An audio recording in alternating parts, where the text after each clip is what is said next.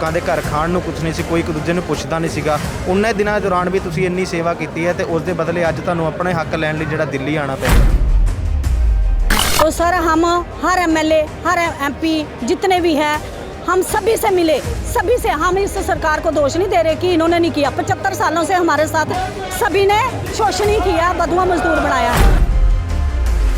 आज हम जम्मू कश्मीर की बेटियां और पूरे हिंदुस्तान की बेटियां आए, हम पार्लियामेंट के पास आए हैं अपना हक मांगने के लिए गृह मंत्री जी से और माननीय प्रधानमंत्री जी से कि हम भी अपने बेटे को वॉलंटियर भर्ती करवाएं, वो भी कभी देश की सेवा करे। 5 साल ही दे दो उसको पे सेवा करने के लिए।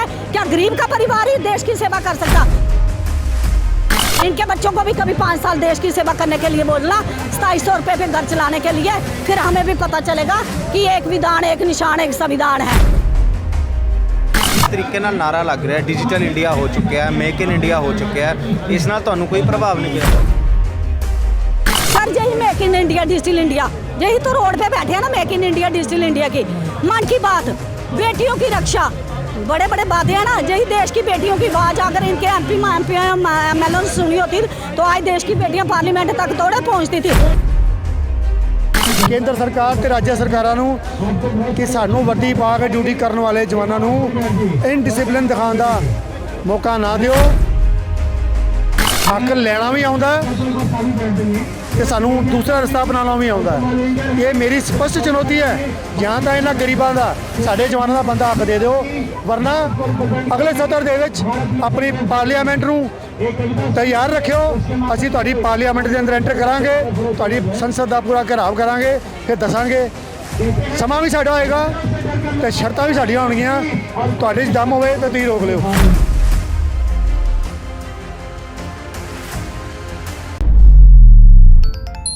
देश के किसी भी सूबे दे विच जेकर मुसीबत आउंदी है, जिथे मिलिटरी अपना काम करती है, BSF अपना काम करती है, पुलिस अपना काम करती है, तो उत्थे होमगार्ड भी जिहड़े ने वो भी कंधे नाल कंधा मिला के जिहड़े ने वो काम करते हैं सरकारां दे नाल मिल के, लोकां दे नाल मिल के। लेकिन अज उन्हां दे जो हालात ने तुसीं देख सकते हो, अज ऑल ओवर इंडिया तो जिहड़े ने हर सूबे दे उत्तों जिहड़े ने तुसीं देख सकते हो जंतर मंतर ते, चाहे वो महिला ने चाहे वो जेंट्स ने, सारे जो होमगार्ड कर्मचारी ने अज अपने हक लैण वास्ते दिल्ली दे जंतर मंतर पहुंचे हुए ने। तुसीं देख सकते हो कि साल दे विच इन्हां तो 100 दिन या 150 दिन काम ले जांदा, लेकिन तनख्वाह जिहड़ी आ वो बहुत घट दित्ती जांदी, जिस नाल गुजारा घर की पालना, लेकिन अपने आप दे वास्ते भी रोटी जिहड़ा करना काम वो बहुत औखा हो जाता है। असीं उन्हां नाल गलबात करांगे। इत्थे मैडम मौजूद ने। मैडम अपना नाम दस दो जी। मेरा नाम कमला शर्मा है, मैं J&K होमगार्ड की प्रेजिडेंट और नेशनल वाइस प्रेजिडेंट हूँ। मैडम कित्थे ड्यूटी करते हो? अगे जम्मू कश्मीर च भी किन्नियां आपदावां आईयां। करोना का काल जिहड़ा सब तो माड़ा सीगा, जदों लोकां दे घर खाण नूं कुछ नहीं सी, कोई एक दूजे नूं पुछदा नहीं सीगा। उन्ने दिनों दौरान भी तुसीं इन्नी सेवा की है तो उसके बदले अज तुहानूं अपने हक लैण लई जिहड़ा दिल्ली आना पै रिहा। जी सर, हम ड्यूटी पूरी J&K पुलिस के साथ करते हैं सर। जहाँ जहाँ भी हमारे कंसर्निंग थाने हैं वहाँ हम अपनी अपनी ड्यूटी करते हैं सारी, चाहे महिलाएं हैं चाहे हमारे पुरुष हैं। तो सर हम हर एमएलए हर एमपी जितने भी हैं हम सभी से मिले, सभी से। हम इस सरकार को दोष नहीं दे रहे कि इन्होंने नहीं किया। 75 सालों से हमारे साथ सभी ने शोषण ही किया, बदुआ मजदूर बनाया है। हम आज माननीय प्रधानमंत्री जी सर 2014 में जम्मू कश्मीर में गए थे, तब हम उनको उधमपुर रैली के अंदर मिले थे। मेमोरेंडम दिया था माननीय प्रधानमंत्री जी ने, यही बोला था कि जब मेरी सरकार आएगी सबसे पहले मैं आपके साथ इंसाफ करूंगा। सर 8 साल से हमसे किसी ने इंसाफ नहीं किया। आज हम जम्मू कश्मीर की बेटियां और पूरे हिंदुस्तान की बेटियां आए, हम पार्लियामेंट के पास आए हैं अपना हक मांगने के लिए गृह मंत्री जी से और माननीय प्रधानमंत्री जी से। हमारी एक ही अपील है सर, पार्लियामेंट के अंदर संशोधन किया जाए, राज्य कर्मचारी का दर्जा दिया जाए, 365 दिन ड्यूटी दी जाए। जो 2700 रुपये पे आए सर कौन घर चला सकता? हाँ, एक दिन जो देश की सेवा सर करते हैं सर, वो सारे गरीब परिवार के। कभी किसी एमएलए मंत्री ने सोचा कि हम भी अपने बेटे को वॉलंटियर भर्ती करवाएं, वो भी कभी देश की सेवा करे। 5 साल ही दे दो उसको पे सेवा करने के लिए। क्या गरीब का परिवार ही देश की सेवा कर सकता? जो सिर्फ कुर्सियों पे बैठेंगे, VIP रूम में बैठेंगे, इनके बच्चों को भी कभी 5 साल देश की सेवा करने के लिए बोलना, 2700 रुपये पे घर चलाने के लिए, फिर हमें भी पता चलेगा कि एक विधान एक निशान एक संविधान है। तो इसीलिए हम चाहते हैं माननीय प्रधानमंत्री जी जो अंदर एसीओं के अंदर बैठे हैं उनको गरीबों का दुख क्या है कि सड़क पे कैसे वो करे। ਅੱਜ ਜਿਸ ਤਰੀਕੇ ਨਾਲ ਨਾਰਾ ਲੱਗ ਰਿਹਾ ਡਿਜੀਟਲ ਇੰਡੀਆ ਹੋ ਚੁੱਕਿਆ ਹੈ, ਮੇਕ ਇਨ ਇੰਡੀਆ ਹੋ ਚੁੱਕਿਆ ਹੈ, ਇਸ ਨਾਲ ਤੁਹਾਨੂੰ ਕੋਈ ਪ੍ਰਭਾਵ नहीं ਪਿਆ? सर यही make in India digital India यही तो रोड पे बैठे हैं ना, make in India digital India की मन की बात, बेटियों की रक्षा, बड़े बड़े वादे हैं ना, यही देश की बेटियों की आवाज़ अगर इनके एमपी MLA ने सुनी होती तो आज देश की बेटियां पार्लियामेंट तक थोड़े पहुंचती थी। अभी तो सर ये हमारी एक छोटी झांकी है, इसके बाद इनकलाब आएगा, इनकलाब सैलाब आएगा। जे 8-9 लाख परिवार है, 8-9 लाख के साथ कितना परिवार उनके कितने रिलेटिव जुड़े हुए हैं, जब बहुत बड़ा सैलाब आएगा। हम नहीं चाहते, हम चाहते हैं डिसिप्लिन फोर्स है, हम अभी पीसफुल तरीके से अपना हक अपने गृह मंत्री जी से और माननीय प्रधानमंत्री जी से और माननीय हमारी जो राष्ट्रपति हैं जी मुर्मू साहब, सर हम उनसे भी यही निवेदन करेंगे, आप भी एक महिला हो। ਮੈਨੂੰ ਇੱਕ ਗੱਲ ਹੋਰ ਦੱਸੋ, 2700 ਮਿਲਦਾ ਹੈ, 150 ਦਿਨ ਕੰਮ ਕਰਨਾ ਹੁੰਦਾ ਹੈ, ਕਰੋਨਾ ਕਾਲ 'ਚ ਇੰਨਾ ਕੰਮ ਕੀਤਾ, ਕਈ ਵਾਰੀ ਤੁਸੀਂ ਕਿਹਾ ਅਦਾਲਤ ਮੁਜਰਿਮ ਨੂੰ ਵੀ ਪੇਸ਼ ਕਰਨਾ ਹੁੰਦਾ, ਉਹ ਕਿੰਨੀ ਕੰਪਲਿਕੇਟਿਡ ਸਿਚੁਏਸ਼ਨ ਰਹਿੰਦੀ ਹੈ ਹੈ ਇਹਨਾਂ ਦੌਰਾਨ ਕਦੀ ਕੀਤਾ ਨਹੀਂ ਕਿ ਤੰਗ ਹੋ ਕੇ ਨਹੀਂ ਛੱਡ ਦਈਏ, ਕਿਉਂ ਕਰੀਏ ਅਸੀਂ? ਘਰ ਤੇ ਤੁਸੀਂ ਵੀ ਚਲਾਉਣਾ ਨਾ। सर हम मोदी जी के साथ खड़े रहे कोरोना में, लोग परमानेंट लोग थे ना, वो कहीं नुक्करों में छुप छुप के घरों से नहीं आते, ऑफिस में बैठते थे, लेकिन हमने देश की सेवा कोरोना में, चाहे कोविड सेंटर थे सर, चाहे कोविड वैक्सीन लगी तब भी, चाहे हॉस्पिटल थे, चाहे गली चौराहे थे, चाहे दुकानें थी, स्कूल कॉलेज कहीं भी था, हमने बढ़ चढ़ कर कोरोना में मोदी जी के साथ खड़े रहे कि एक देश के प्रधानमंत्री जी जब कोरोना में सब कुछ कार्य कर रहे हैं लोगों के लिए तो हमारा फर्ज भी बनता। लेकिन आज उनका फर्ज भी है, जब हम सर भर्ती हुए थे, एक MLA MP की सैलरी आपने जब कहें, चाहे अपोजिशन हो सर चाहे कोई भी हो, जब उनकी सैलरी की बात आती है आप 1 मिनट में बजट में बैठ के सारा पास कर लेते हैं, उनके लिए इनको कहीं से परमिशन नहीं लेनी है, कहीं से परमिशन नहीं लेनी। जब हम हक मांगेंगे हमारे लिए बजट खत्म हो जाता, तब इनको राज्य सरकारों से पूछना, किसी से पूछना, क्यों राज्य सरकारों से पूछना? जब सर जम्मू कश्मीर केंद्र प्रशासित देश बना दिया आपने, जब आपने यूटी बना दिया सर, अगर यूटी के अंदर भी आपने एक कानून एक विधान निशान नहीं रखा। मैडम जैसे आप कर रहे हो ड्यूटी हैं, अभी किसके अंडर हो, राज्य सरकार के केंद्र सरकार? अब सर केंद्र के, तभी तो हम केंद्र से हक मांग रहे हैं। अब केंद्र है, केंद्र कुछ भी डिसीजन ले सकता, राज्य सरकारों ने तो शोषण किया ही किया है। अब केंद्र सरकार है, जब पैसा जे देते हैं सब कुछ है, ये क्यों नहीं डिसीजन पार्लियामेंट के अंदर लेते हैं? सर जब होम गार्ड आई थी 1946 में, तब कोई फोर्स नहीं थी, असम राइफल और CRP, सर उसके बाद सारी फोर्सें आए, उनको हक दिया गया, लेकिन जो हमारी होम गार्ड थी उसको इन्होंने बधुआ मजदूर बनाया। आज भी इन्होंने बधुआ मजदूर, एक कांस्टेबल को आप आज 70,000 से 1 लाख की सैलरी दे रहे हो, लेकिन होम गार्ड को आप सुनने की बात है हर स्टेट में 2700, 3500, 35,000, 30,000, 9,000, 10,000, ये क्या है? जब आप बोलते हैं make in India digital India बना रहे हैं, फिर आप एक कानून ला रहे हो, एक कानून के अंदर इनको राज्य कर्मचारी का दर्जा क्यों नहीं लाते हो? वही एक राज्य कर्मचारी का दर्जा लाएंगे, उसी में संशोधन करें तो हम मोदी जी को सल्यूट करेंगे, 2024 में भी बनाएंगे।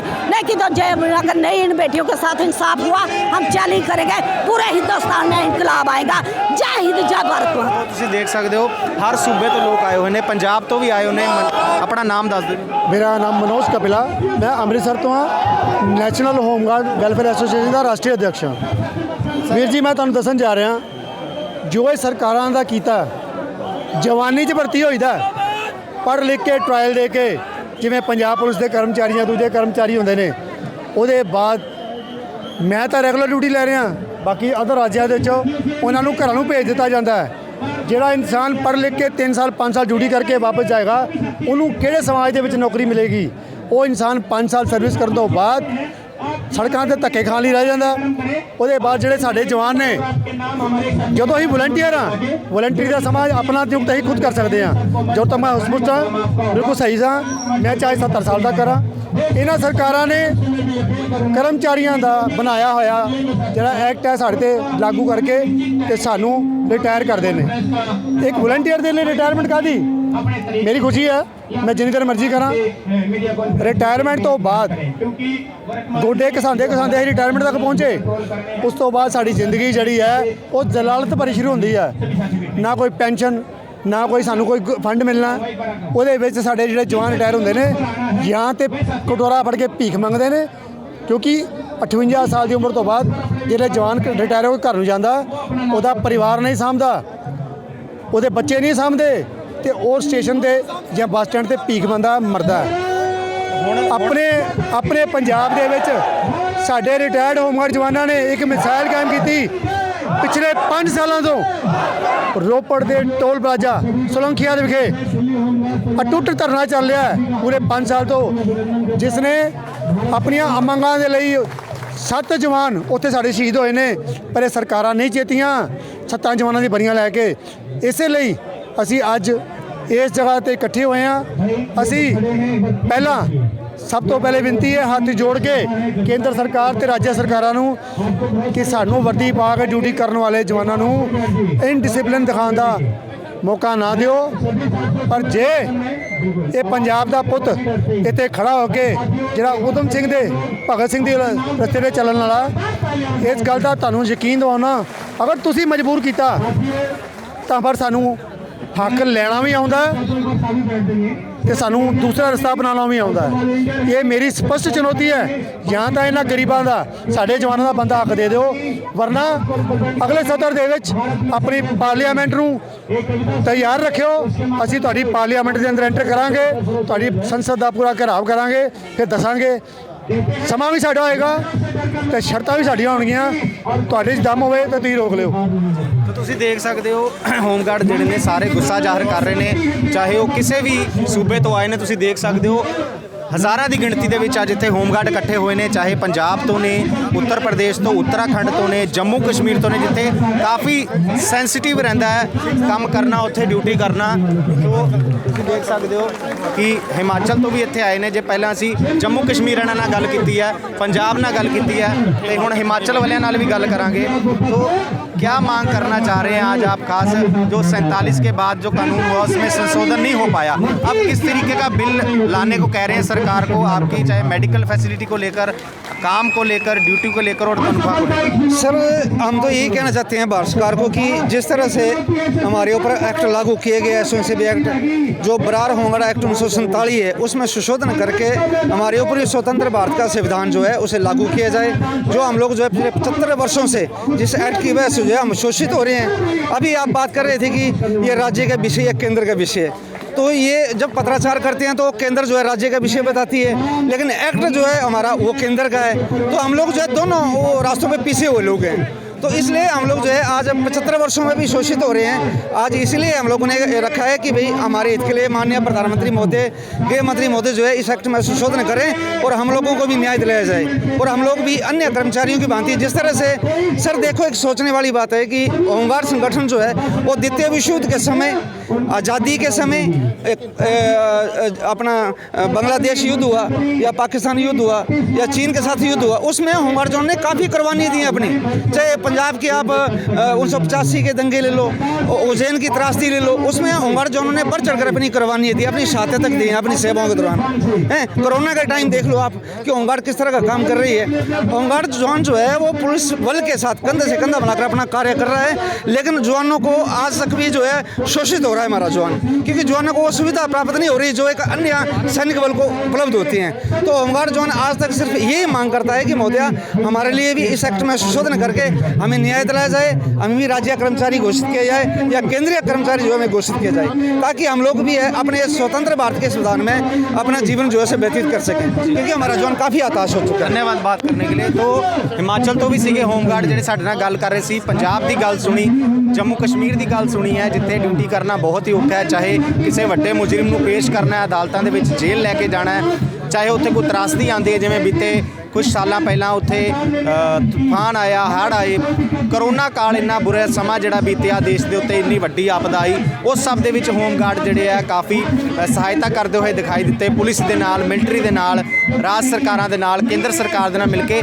ਲੇਕਿਨ ਉਹਨਾਂ ਨੂੰ ਆਪਣੇ ਹੀ ਘਰ ਚਲਾਉਣ ਵਾਸਤੇ, ਆਪਣੇ ਹੀ ਹੱਕ ਲੈਣ ਵਾਸਤੇ ਅੱਜ ਦਿੱਲੀ ਦੇ ਜੰਤਰ ਮੰਤਰ ਤੇ ਧੱਕੇ ਖਾਣੇ ਪੈ ਰਹੇ ਨੇ, ਧਰਨਾ ਲਾਉਣਾ ਪੈ ਰਿਹਾ, ਕਿਉਂਕਿ 1947 ਤੋਂ ਪਹਿਲਾਂ ਜਦੋਂ ਅੰਗਰੇਜ਼ਾਂ ਦਾ ਰਾਜ ਸੀਗਾ, ਉਹਨਾਂ ਨੇ ਇਹਨਾਂ ਦੇ ਵਾਸਤੇ ਕਾਲਾ ਕਾਨੂੰਨ ਬਣਾਇਆ ਸੀ, ਜਿਸ ਤੋਂ ਬਾਅਦ ਬਾਅਦ 1962 ਤੋਂ ਬਾਅਦ ਵੀ ਕੁਝ ਸੰਸ਼ੋਧਨ ਜਿਹੜਾ ਇਸ ਬਿੱਲ ਦੇ ਵਿੱਚ ਨਹੀਂ ਹੋਇਆ ਕਾਨੂੰਨ ਦੇ ਵਿੱਚ, ਜਿਸ ਕਰਕੇ ਕੇਂਦਰ ਦੀ ਇਹ ਅੱਗੇ ਅੱਡੀਆਂ ਰਗੜਨੀਆਂ ਪੈ ਰਹੀਆਂ ਨੇ ਨਾ ਹੋਮ ਗਾਰਡਸ ਨੂੰ।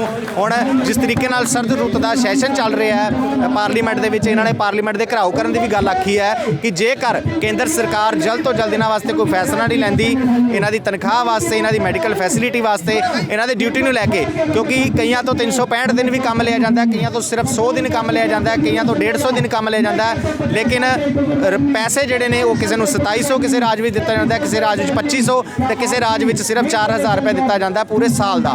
ਤੇ ਜਿਸ ਕਰਕੇ ਕਾਫੀ ਦਿੱਕਤਾਂ ਦਾ ਸਾਹਮਣਾ ਜਿਹੜਾ ਉਹ ਕਰਨਾ ਪੈਂਦਾ, ਆਪਣੇ ਪਰਿਵਾਰ ਦਾ ਪਾਲਣ ਪੋਸ਼ਣ ਕਰਨ ਵਿੱਚ ਇਹਨਾਂ ਨੂੰ ਦਿੱਕਤ ਆ ਰਹੀ ਹੈ, ਬੱਚਿਆਂ ਦੀ ਪੜ੍ਹਾਈ ਵਾਸਤੇ ਦਿੱਕਤ ਆ ਰਹੀ ਹੈ।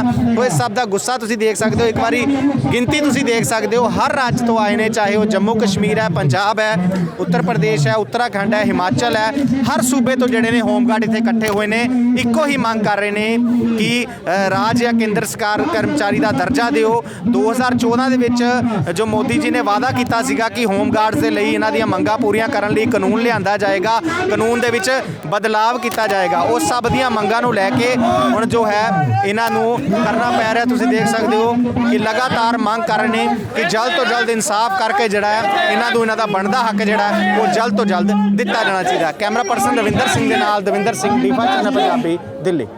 ਹੋਏਗੀ ਕਿਸਾਨਾਂ ਦੀ ਗੱਲ, ਨਵੀਂ ਖੇਤੀ ਮਸ਼ੀਨਾਂ, ਬੀਜਾਂ ਤੇ ਬਾਗਾਂ ਦੀ ਗੱਲ ਲੈ ਕੇ ਚੱਲਾਂਗੇ ਤੁਹਾਨੂੰ ਰੰਗਲੇ ਪੰਜਾਬ ਦੇ ਖੇਤਾਂ ਵੱਲ।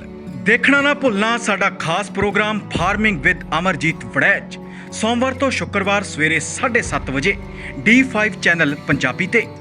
ਕੀ ਹੁੰਦੀ ਹੈ ਜਮਾਬੰਦੀ, ਕਿਵੇਂ ਬਣਦੀ ਹੈ ਵਸੀਅਤ, ਜ਼ਮੀਨ ਜਾਇਦਾਦ ਦੇ ਹਰ ਮਸਲੇ ਤੇ ਕਰਾਂਗੇ ਚਰਚਾ। ਦੇਖਣਾ ਨਾ ਭੁੱਲਣਾ ਸਾਡਾ ਖਾਸ programme naibtehsildar.com। D5 channel Punjabi ਹੁਣੇ ਸਬਸਕ੍ਰਾਈਬ ਕਰੋ, ਬੈਲ ਆਈਕਨ ਤੇ ਕਲਿੱਕ ਕਰੋ।